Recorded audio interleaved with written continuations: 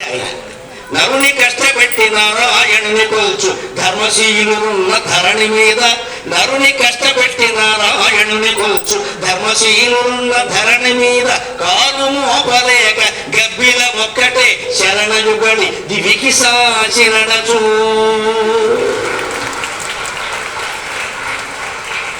సాటి మానవుల్ని కులం పేరు మీద ద్వేషిస్తున్నాం, మనం కులం పేరు మీద తిడుతున్నాం, బంధువులు తిడుతున్నాం, మిత్రులు తిడుతున్నాం, కులం పేరు మీద తిడుతున్నాం. ఈ కుల ద్వేషం ఆగిపోయే వరకు హిందూ మతాన్ని దేవుడు కూడా రక్షించలేడు, మా దేవుడు కూడా రక్షించలేడు. ఇది కుల ద్వేషం పోవాలి. చివరికి బాబా గారిని మీరు ఆదర్శంగా, అక్కడ ఎప్పుడైనా కులం ప్రసక్తి ఉందండి? ఎక్కడైనా మొత్తంలో ఎవరినైనా అడిగేదా కులం ఏమిటో? అంతా కలిసి భోజనం చేస్తారండి.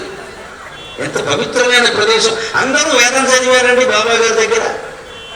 ఆయన పండితుల్ని అగౌరవించలేదు. చెరుకు మీద కామావతారు గారిని, మా రెండో అన్నయ్య భార్యకి స్వయంగా ఆయన మేనమామ, ఆయన దగ్గర పెట్టి కామావతారే పిలిచేవాడు, చాలా గౌరవం, వేదం చదువునేవాడు.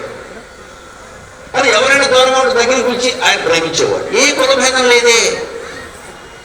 మరి మనకు కొన్ని కులాల పేర్లు చెప్పగానే తిట్లు వచ్చేస్తే నోటముట ఇంకా మనవరా బాబా భక్తులు అవుతామండి. అందుకే జాషువా వెళ్ళుకొని రాశాడు, మనం దేశం ఎటువంటిదంటే మానవుణ్ణి కష్టపెడతారు, మాధవుణ్ణి పూజిస్తారు, ఇటువంటి నేల మీద కారు మోపడం ఇష్టం లేక గబ్బిన కాడు పైకెట్టుకుని పోటీ చెప్పాడు. మరి మనం